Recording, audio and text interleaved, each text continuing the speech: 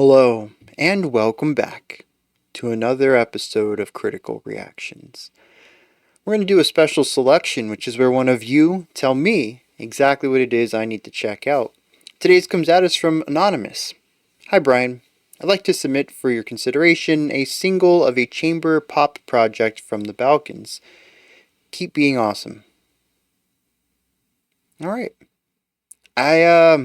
I did a little bit of digging into this, not a lot, but I wanted to find a pronunciation for the artist name and I couldn't. However, I landed on their Bandcamp page and saw that this album comes out in just a couple of weeks and that there's a featured vocalist on it that some of you might be familiar with, Toby Driver of KO Dot and Modelin of the Well fame. So that alone kind of has me intrigued. Plus, it's chamber pop, which is usually pretty good for my ears. Let's dive in. And what I think the artist is called Neacal. See what they're bringing to the table with The Bell.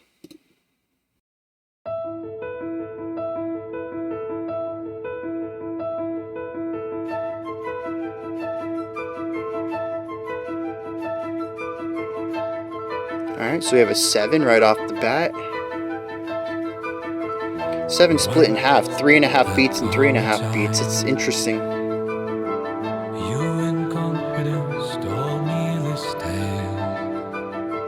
Very warm, resonant, low tone here in the vocals. Until it was too late. Every word you said had to rhyme. Every sentence has run out of jail. And you know well for whom tolls the bell. From what path to deviate.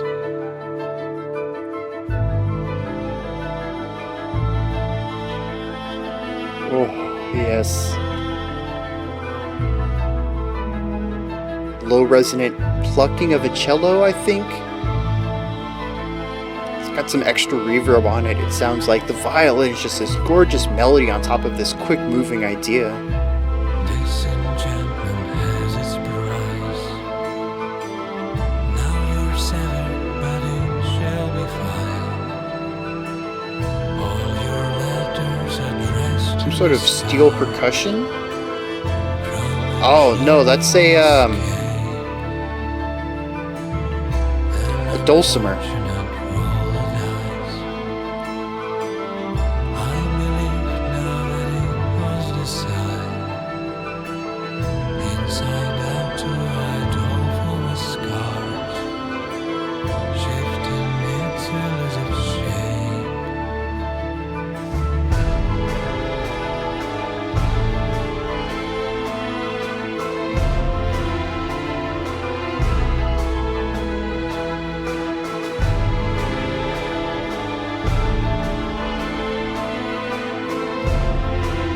Like 9.5. What is that? A 19.8?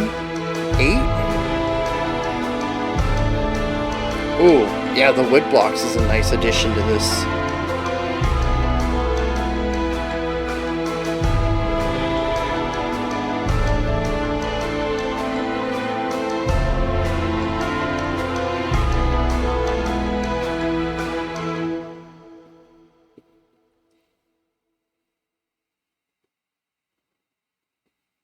Yeah, I actually don't know what that meter is there at the end. I said 19.8, but I think that's wrong too.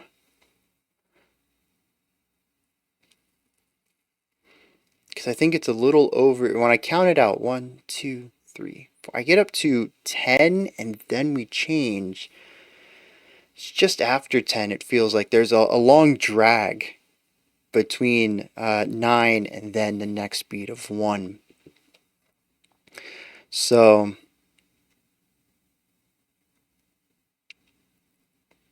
yeah, I don't know, we'd have 18.8, 19.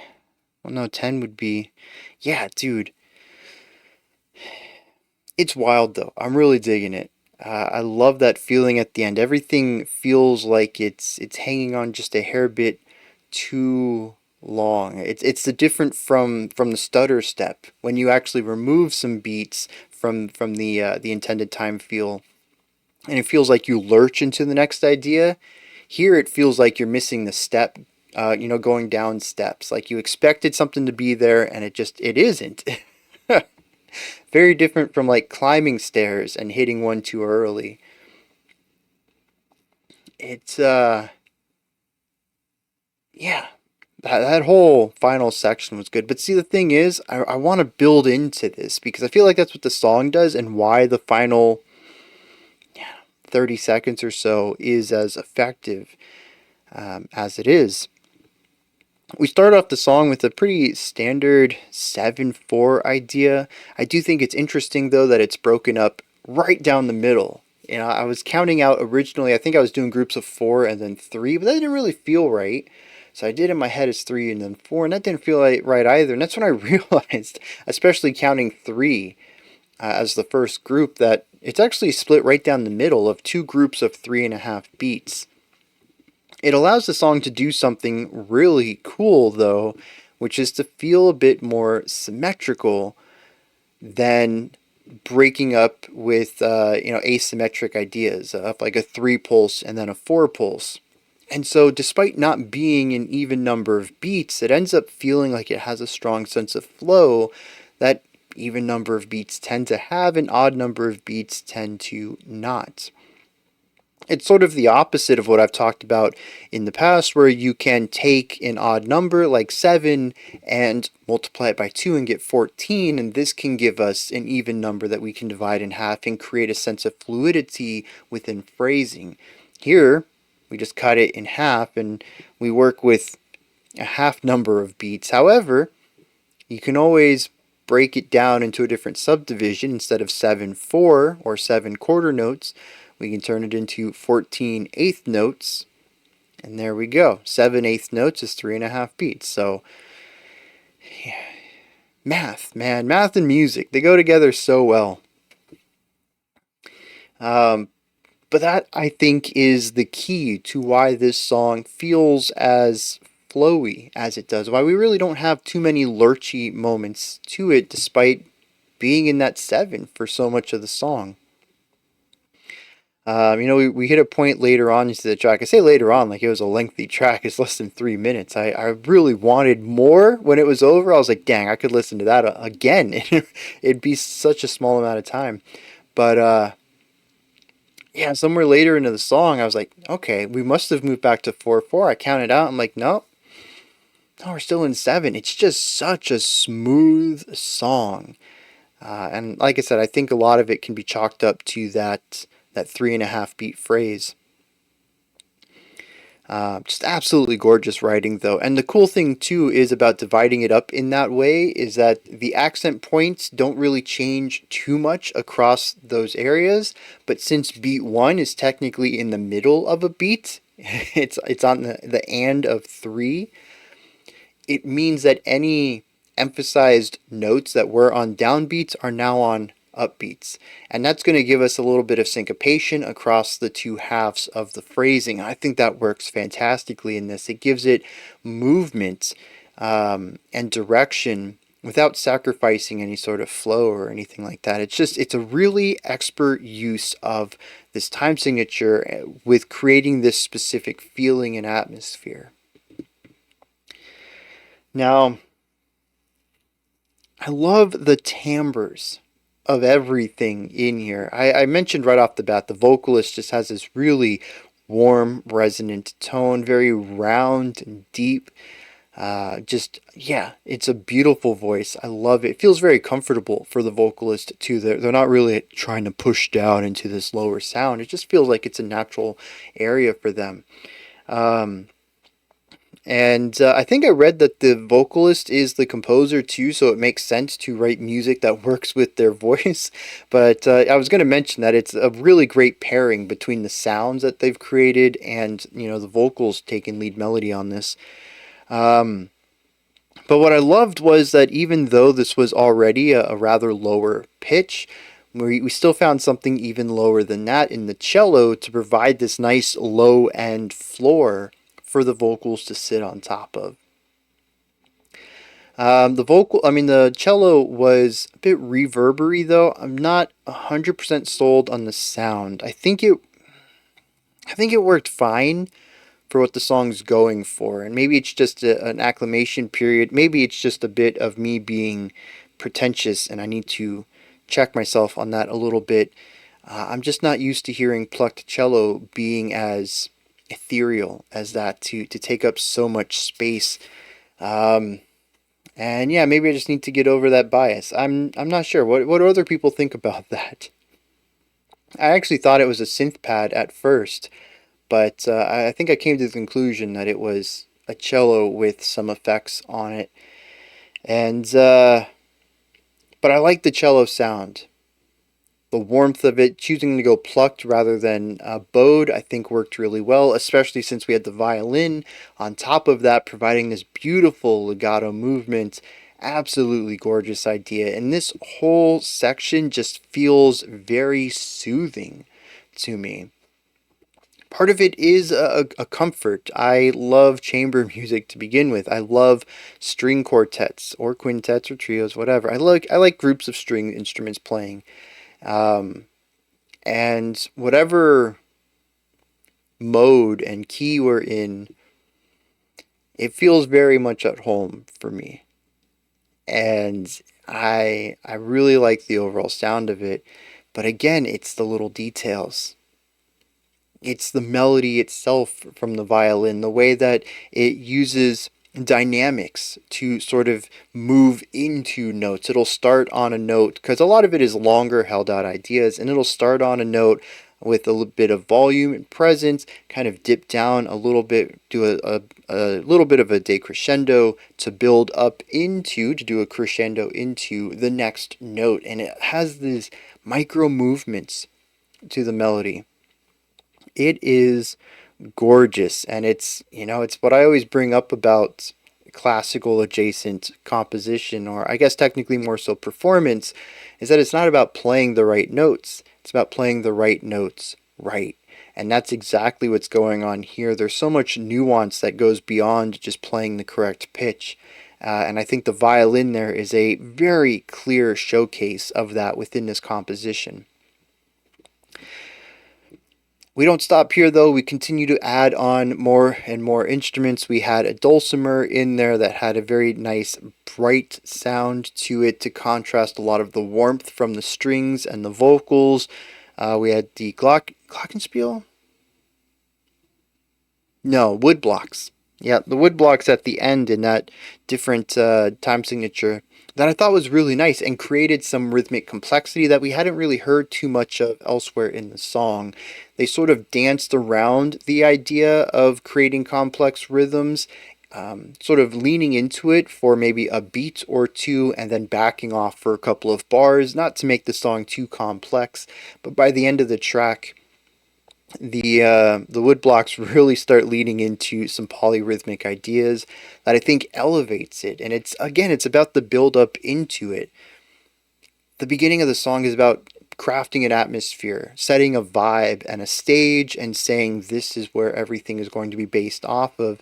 And we start that from the bare minimum and we continue to grow and build off of it. And then by the end, we have added in more complex harmonies, we've added in complex melodies, we've added in complex um, rhythms. And it turns into something that I think if you had just started there would have been impressive, but would not have been as powerful as a work of art. And I love the growth into it. I mean, honestly, at this point, my only complaint is the length. 2 minutes and 50 seconds goes by so quickly, especially when we have a pretty standard A section here where we introduce the core of the sound and the motif, a variation on that, which is when we bring in the violin melody, and then a return back to the A section with more layers to it. It is a beautiful, well done idea, and as I always say, I would much rather be left wanting more than to have been tired of the song somewhere in the middle of it. But this is definitely a track I feel is cut way too short.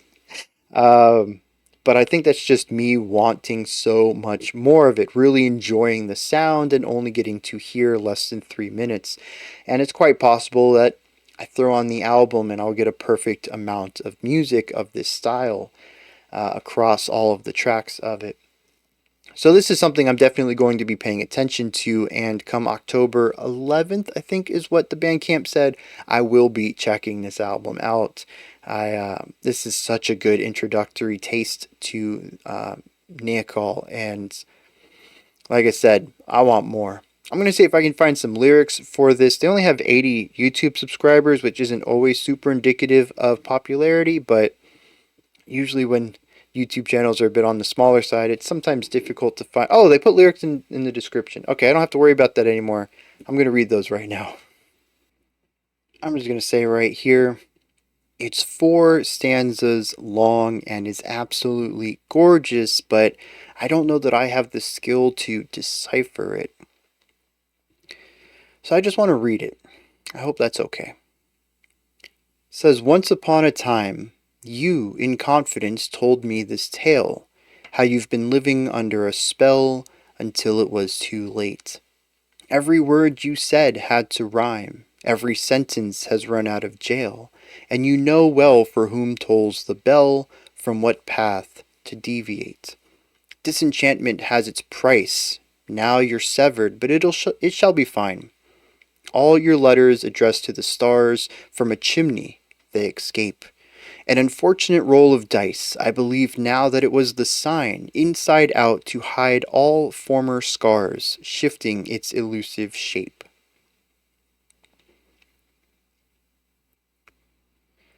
I don't quite know what it means. There's definitely an idea in here about learning a truth and having it shake someone's outlook on life.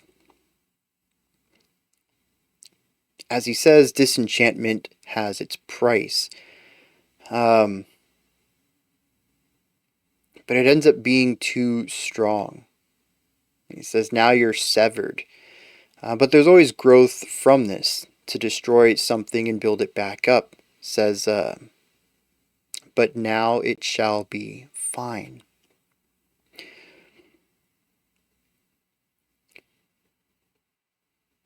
Possibly this person might have been reached this new conclusion about life through maybe a near-death experience, saying, and you know well for whom tolls the bell, from what path to deviate. That you have seen death and know that that is not a road you want to walk towards, and you'll choose a different path that maybe ends in death later. All of us have to meet that end eventually, but it's not something you're looking to chase after. But see, that perspective, I think, is one of positivity. But maybe it's also the disillusionment that goes with that epiphany that creates the negativity in here. As it says at the end, it's an unfortunate roll of dice, but that they now believe it was a sign. Things weren't supposed to go that way, but now that they did, we have an improvement in life. I think I actually have a stronger grasp on this than I think, although there is a strong part of me wondering if I'm just grasping at straws, because I am pulling out single lines here and there and trying to extrapolate the little knowledge I have of that into something that fits the whole. But I'm curious if that's what it is about, and if so, how does that work with... I mean, the song is sort of somber in places, but there's also positivity. Not necessarily in a joyous, bright sound, but in excitement. It might even be what takes us through this journey of simplicity to complexity, of having a narrow vision of the world, something that shatters that, and then rebuilding it into an understanding of how life is. Because life is complex. And also the complexity of the positive and negative sides of this. It is an unfortunate roll of the dice. Something happened that ruined this person's perspective, and they've been shook by that, but something good came out of it. And maybe that duality is supposed to be expressed in the complexity as well. I don't know. It's an evocative song, and I feel like there's so much more depth to it than I'm able to dive into on just a single listen. And that just makes me even more eager to get into it again when the album drops next month. Those are my thoughts. Neacal's The Bell. Let me know what you thought of this song. If there's anything that stood out to you, anything you'd like to add on to what I said, or correct me on, maybe you just had a totally different interpretation or perspective on this track, let me know down in the comment section. Above that, in the description box, you'll find a link to Linktree. It takes you here. You can find links to my music, ways to support the channel, a link to the Discord server, and so much more. Above that, if you could, like, subscribe, and ring the bell. I greatly appreciate all three of those. That wraps it up for this one. I'll be back tomorrow, though, 5 p.m. Eastern Standard Time, 9 p.m. UTC, as usual. Until next time, remember to be critical, not cynical, of the music you listen to, and have a fantastic morning, afternoon, or evening, whenever you choose to watch my videos.